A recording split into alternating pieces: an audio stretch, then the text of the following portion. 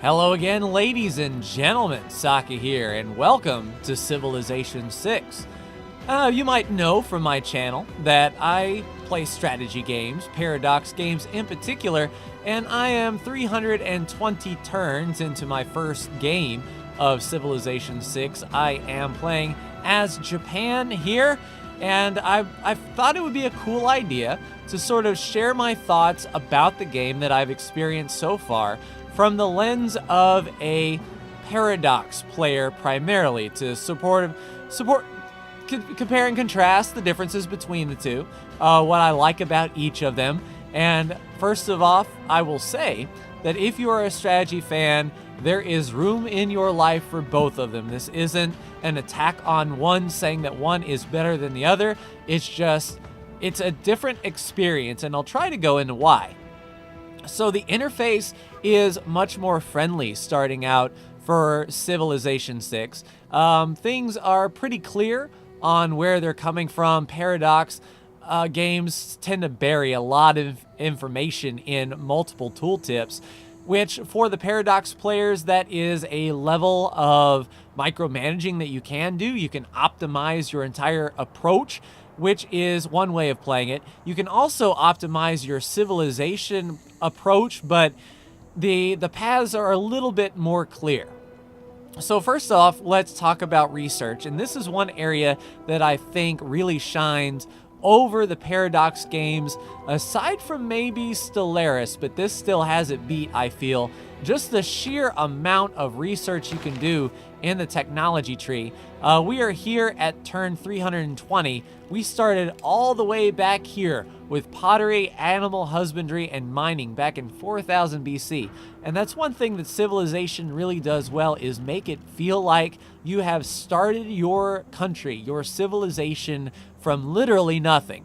Your literal first settlers, your first humans, and proceeding all the way through modern history until you get to robotics, nuclear fusion, nanotechnology, and future tech. So that is a really cool differentiation between the Paradox games that are focused on a particular time period. What Paradox games do well is simulate the feel of that era with their units. Civilization can go completely off the rails. For example, I declared war on Spain, which did manage to spawn in its correct place. You can see Tokyo, or Kyoto, the old capital, spawned for me in the middle of Africa. I'm using the map that simulates the actual Earth. So down here in Australia, I have 2 colonies. In New Guinea, I have Tokyo, and then on actual Japan, I have Morioka, and up near Kamchatka and Korea, I have Osaka. So kind of like Paradox, where you can change history, Paradox has very set starting points, and you can't spawn Ireland, say, in Madagascar in the base game. But Civilization allows you to play maps that randomly spawn you on the planet, or will actually put your capital in its real-world location, such as over here I would have started out, or generate completely random new maps, which does a lot for replayability.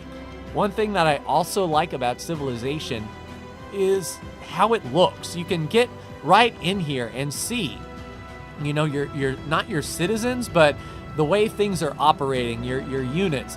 And it is really cool.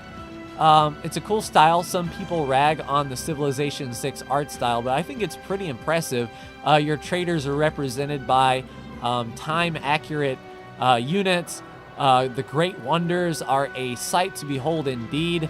In fact, Japan has the Roman Colosseum right down from Mount Kilimanjaro. So really cool stuff.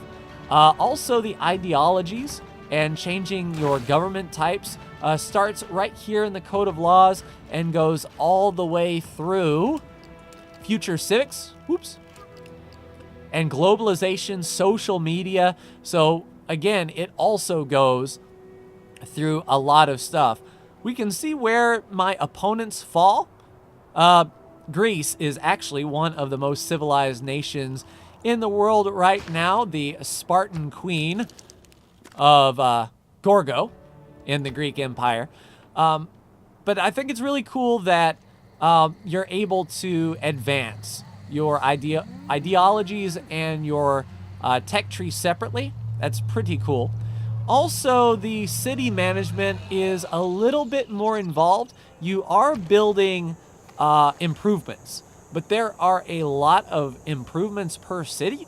And depending on where your city location is, the city's influence expands, and you can choose exactly where you want to put districts to get the most benefit out of these particular districts. So there is some micromanaging that you can do to build your cities out.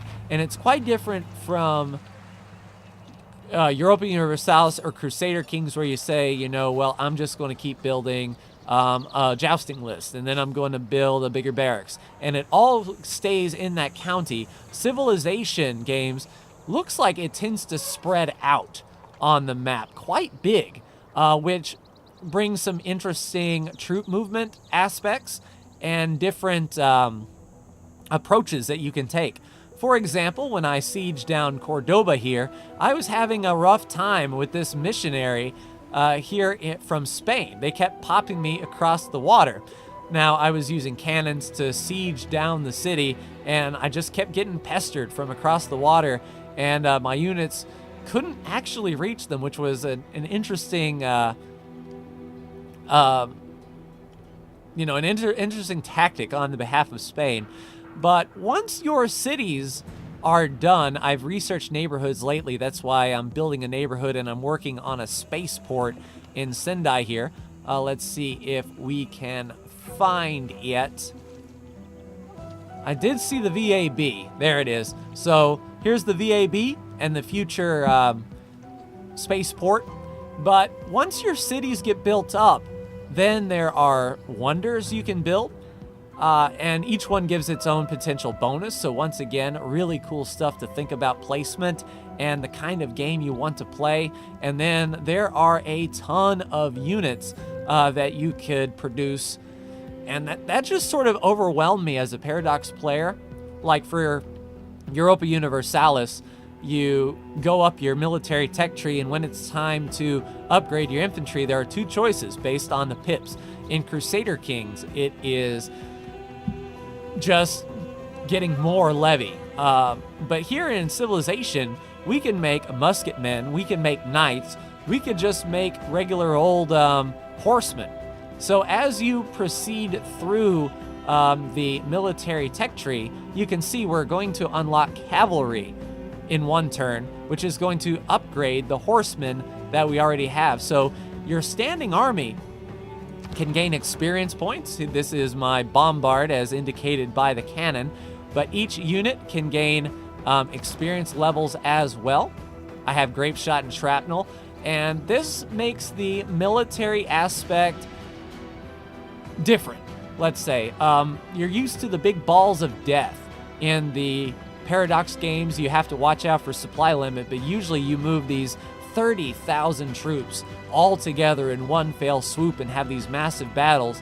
Civilization, it seems like once you find a city that you want to take, you have to think about, where am I going to place the units for the siege? Are they open to attack from these different areas? It's different militarily for sure than EU4 or Crusader Kings, where you just take the army that can siege it, park it on there, and you just wait. You break down the defenses of these cities, and then you attack the units that are garrisoned within, and it's quite a different experience. Looking at the victory conditions, you think, how do I win a game of Civilization? There are four categories you can do. There is the science victory, which essentially means found a Mars colony. So that's why we are building up our space program here. We're trying to rush that.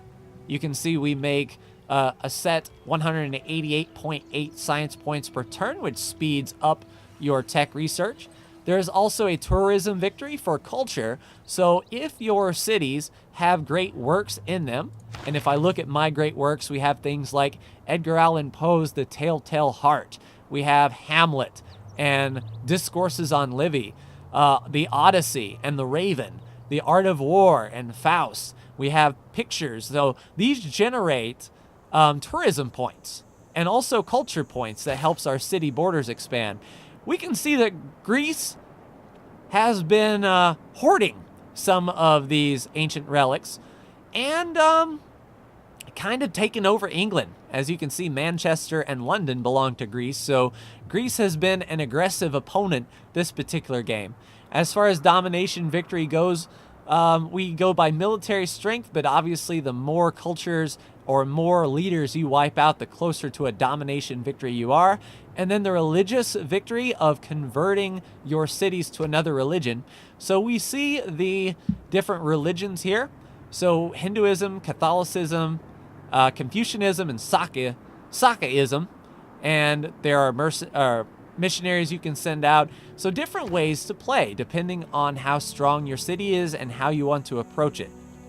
So interesting, unlike the Paradox games where it's essentially once you blob out or you live until the end of the game, you win. There is no set victory condition, which makes the Paradox games more sandboxy. The ability to choose your own victory condition and not have to worry about it is appealing. From the Paradox side, this almost seems like you're in a constant race, that if you try something experimental, you could very well lose the game, and then the game will instantly be over once one of these goals are achieved. There is a turn limit based on your game settings, so I have a medium game going here of 500 turns, and that's one other big difference of Civilization from Europa Universalis or the other Paradox games is it is turn-based. So each turn, we have to choose different things to do. So for example, let me play just a little bit. We have 10 out of 14 housing capacity. The neighborhood will increase the housing based on the tile.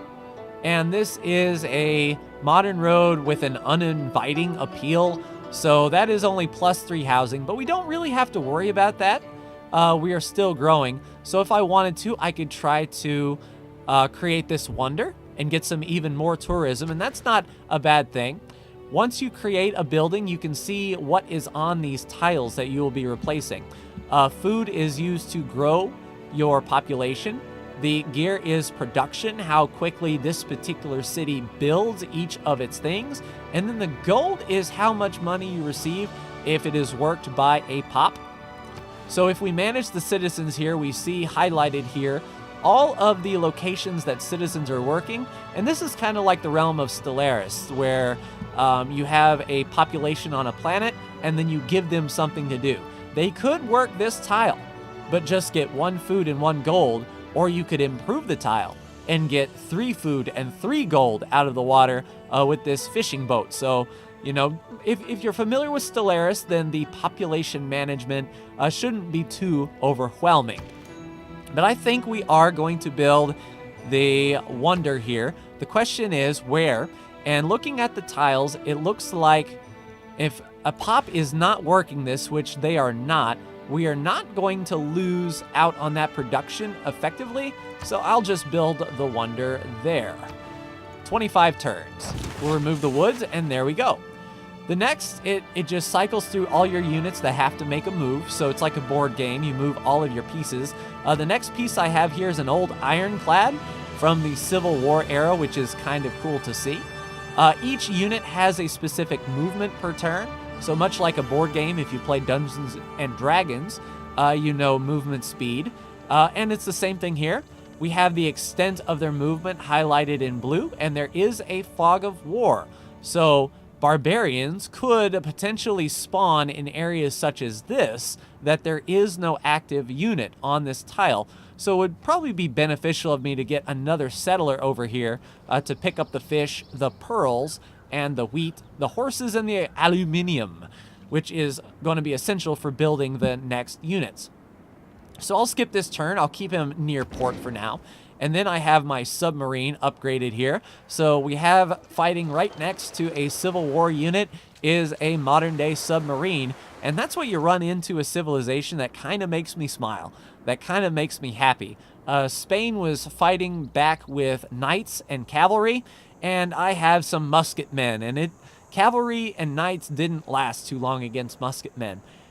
And that's one thing that is sort of different from the Paradox games is if you get ahead in tech, specifically the military side of things, you can get a big boost. And there is no real ahead of time penalty. It's just there are ways to go. And of course, each tier takes more time, but you could rush and be fighting knights with aircraft carriers. You know, if a civilization is that low on science where they're not researching as quickly, you could run into that. So it really encourages you to think, am I going to play passively, or am I going to go for technology? Am I going to go for military? And it's good replay value. Also, I do like this, and I kind of wish Stellaris had this. If you wanted to get straight to a tech as soon as possible, like say nuclear fission, you can click on it and it would automatically queue up all of the techs that are going to be needed. So military science will finish, it will go right into rifling. Then it will go into steel, come back to economics, then go to the replaceable parts, and so on and so forth until you get to the nuclear fission that you have selected. I'm going to keep that down for now because I'm probably going to want rifling so we can get the Army Ranger, but we could go economics and get Big Ben and a stock exchange. So a lot of branching techs that you can take. Stellaris seems more sort of streamlined, where you have to take this starport, then get this starport, and you know you're pretty much shoveled down a path.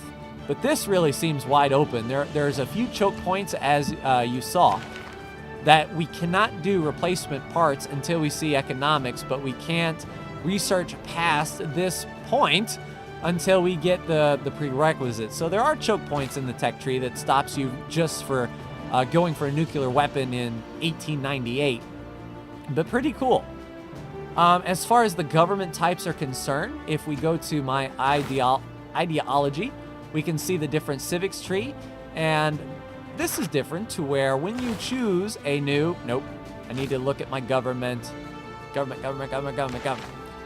So you can choose from different categories at the tier, and each one comes with different card slots. Now these card slots are filled with massive numbers of cards that are unlocked each civic. So if you wanted to specialize your government, you could. Say you wanted to generate great people points, mysticism cards would be good cards to play. And once you get to the end, you can get some pretty stout cards. 50% production towards air units and aircraft carriers and so on and so forth.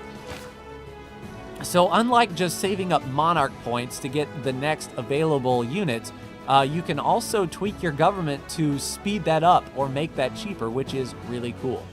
Let's see what unit needs orders here. The submarine, I'll go ahead and skip, and then we'll go to the next turn. I have movements queued up here. You can see my, you could see my anti-tank crew run in the Natural Wonder here. We have a crossbowman here, so he'll be upgraded, probably to the Army Ranger.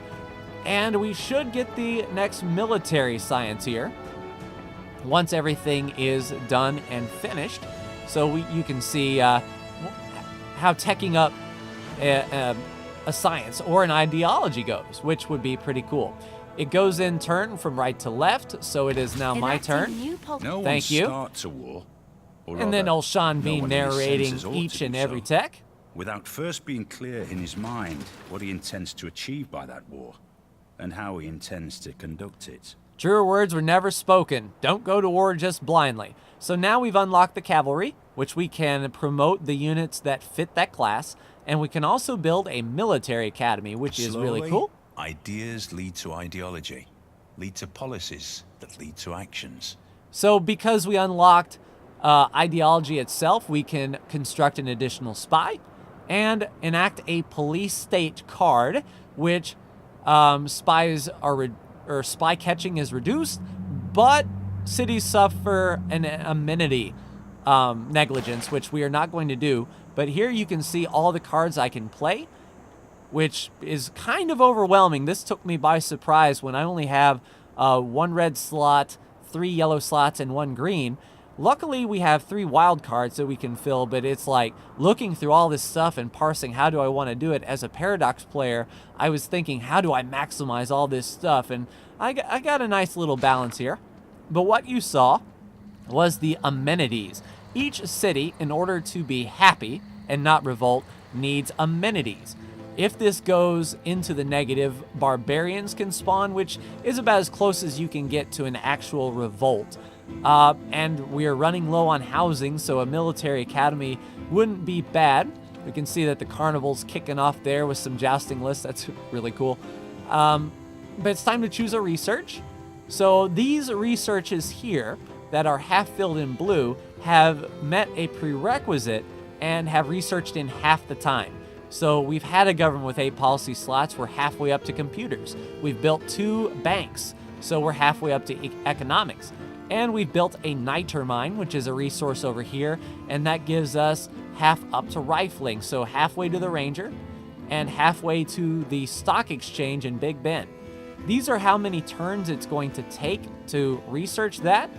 If we wanted to rush advanced flight, we need to build 3 biplanes. And actually, if I'm honest, I don't know if we have the ability to build biplanes, do we? We have an aerodrome? Yes. We can build a biplane. So, I mean, we could production out 2 biplanes to get that bonus, but I think for right now, we want to upgrade Airborne Ranger, where have you been? And then our civics tree, we have 2 that are boosted. We have our nuclear program, 4 great scientists per turn, and we'll talk about that here in a minute. For suffrage, though, we unlock the democracy, which is cool. Patronages of great people cost 50 less gold, and bonus yields from districts 30%. So there are some numbers here that you can crunch to maximize, but that's cool. Gain 7 influence per turn at 200 points, earn 3 envoys. So those are things that we haven't talked about yet. Let's first talk about the great people. So the great people are over here, and these are unique units that can be used for buffs. So as you can see, in the modern era, we are working on our great musician. We are leading the charge. If one of these people were to pay an absorbent amount of gold or an absorbent amount of faith, they could rush it and beat us to it. But when we unlock this person, we can get this piece of music. The generals and the admirals are very good as well. So we have John Monash, who as a unit grants +5 combat strength and 1 movement to any modern and atomic era land unit, or we can use this great person and grant 1 promotion level and 75% experience to a land unit. So each of these have a user ability. For example, James Joyce gets Ulysses and the Dubliners, so 2 writing pieces there. And if we wanted to spend some of our faith to rush this great rider, we shall. And I think that's a good idea. We might lose him to Greece. This writer has... So we've got a great rider now that's spawned. Now let's choose our civic here, and I think we want to go nuclear program. We have production to choose over here in our little city. So these little colonies don't produce as quickly. As you can see, they take 16 to 54 turns to produce something. So we can do trade lines to increase that, which is kind of cool. Or a theater square for 16. Once we choose that, we can see we get +1 culture from these. It doesn't look that good. How about an encampment? We can just build over a tile and not get any sort of bonus. It's not next to the main hub. Or we can work on, say, the walls or something like that. That's fine. But yeah, just really interesting city development. You can capture cities, as I did up here, and you get all of their holdings and their improvements, which is helpful for sure. But if you start out on your own with a settler and you settle unclaimed land, these cities are slow going. Thankfully, you can purchase, much like CK2, you can purchase the buildings directly with gold. So if we wanted a lighthouse out here to add housing, food, gold, and improve their growth rate, we can go ahead and just buy that. So kind of similar mechanics. What did we not talk about? Trade. So trade routes we have trade slots open, and as you can see, we're at 8 out of 9, so we can actually build a trader, but each trade route is clearly defined on what we get, which I like this a little better than the Paradox games where the CK2 or the Europa Universalis trading interface is much more in depth. You can manipulate it a whole lot more, but if you're the type of person that says, what am I going to get if I send them stuff? I mean, that's right here, which is cool. And each trade route lasts for a number of turns, so the further away they are, the longer they need to run the route. So you think, do I want to improve between my two cities to improve the production? Or do I, send them across and get international trade routes and get some science and culture and religion from them? It's really, really fascinating. There's unique strategic resources just like Stellaris. So, for example, aluminum is a strategic resource which is used for creating very specific units. So much like Stellaris, where you come across xenon gas or something that is a buff, these strategic resources are essential for creating units. The units look pretty cool, but unlike CK2 or Europa Universalis, this whole army is represented by these two guys here at full strength. So the combat looks a little bit more interesting. The combat is animated out, and for each battle, you can see what modifiers are being applied to that battle, your attack power versus them, and all the information you need to know to make a smart military decision. Things like hills also play a part with defensive terrain, so it is a bit of a watch where you attack from. You don't want to go head first up a hill in a highly defensed unit, for example. So that part is similar. But yeah, just really enjoying my playthrough of Civilization 6. This wasn't meant to be a tutorial, but as I explain these mechanics, if you're familiar with Paradox games, you could say, oh, that's different. That makes sense. That's new. So much more to cover. If you all would like to see me play a brand new Civilization from the ground up and sort of do a tutorial series on it, I am definitely open for that, as I am enjoying this series quite a lot. And you could see me rambling for 35 minutes, and we've gone through one turn. All right, I think what we want to do is build another trader to fill that trade slot, but another city can possibly build it faster. Yeah, we're 3 turns away from Kyoto being done with this seaport, so I think we'll hold off on the trader for that. Select my city, please. I don't think an encampment will be handy, but a settler may be, as we can just hop right over. That's 40 turns. Are you mad? Can we purchase the settler? Nope, 900 gold. We only have 132. All right, medieval walls it is. All right, next production is Cordoba, our Spanish city that we captured. We can make an encampment here. We can make a theater square. We're getting a +2 bonus right here. We would lose the 2 food tiles, which may hurt it in the grand scheme of things, but we're making, let's see, what is our, where is Cordoba farming at?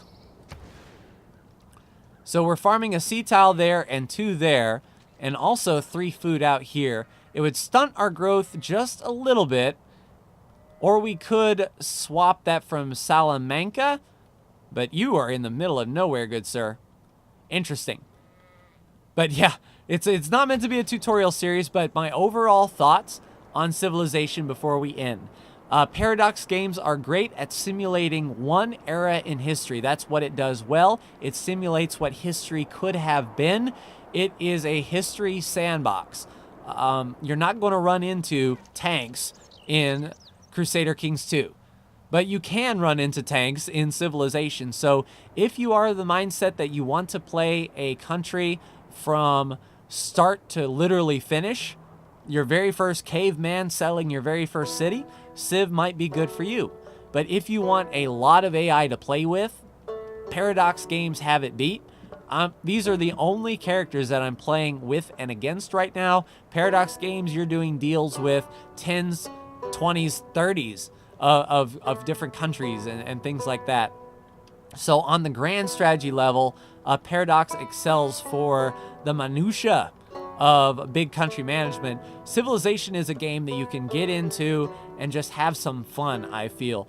There's still some thought on laying out your cities, getting the resources that you need, establishing trade routes and diplomacy. Me and Gandhi, it's good not to upset Gandhi. As you can see, he's very nuke happy, but nope, he's not going to be my friend anymore because of that war with Spain. But, you know, establishing trade routes and whatnot, we can make deals. So the diplomacy screen is minuscule, but it makes sense. If that makes sense, we can trade away our resources, trade gold, open our borders, join wars, trade cities, trade great works or relics. And that's pretty much it. There's no war reps or things like that that the Paradox games have.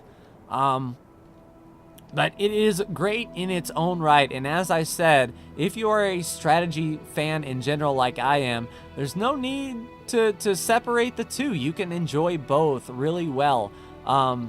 If you're in a passive experience where there's really not a whole lot of management, micromanagement, civilization may be for you. If you want to get in and trade with someone across the world to smash another small colony on an island, that's more the Paradox games. But both are great in their own right, and I really enjoyed it. From this video, you can see just from the few turns that I've done whether or not it is for you. And I would like to do a series on this if you will allow me to.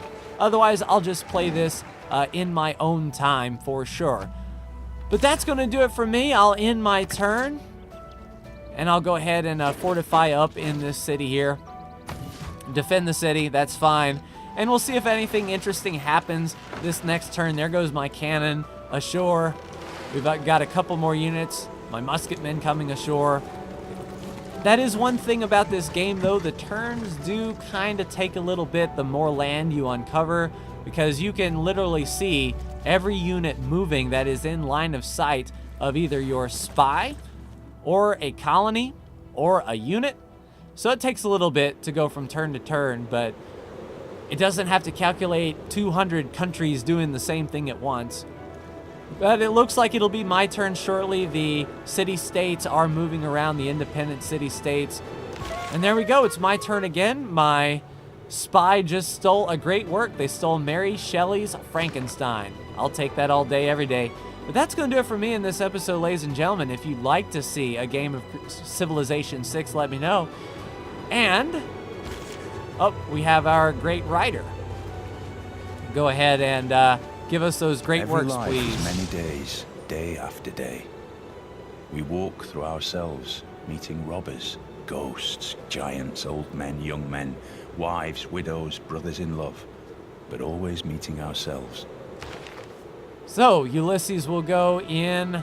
Where did Ulysses get put? The Raven, Telltale Heart. I don't see it. Hey. Villains! I shrieked. Nope. Huh. But anyway, that's going to do it for me in this episode of Civ 6, ladies and gentlemen. I know I said that already, but this is one of those games that I can't put down. There's always that one more turn sort of feel. But like, share, and subscribe if you are so bold. Let me know if you'd like to see this, and I will see you in the next video. Take care.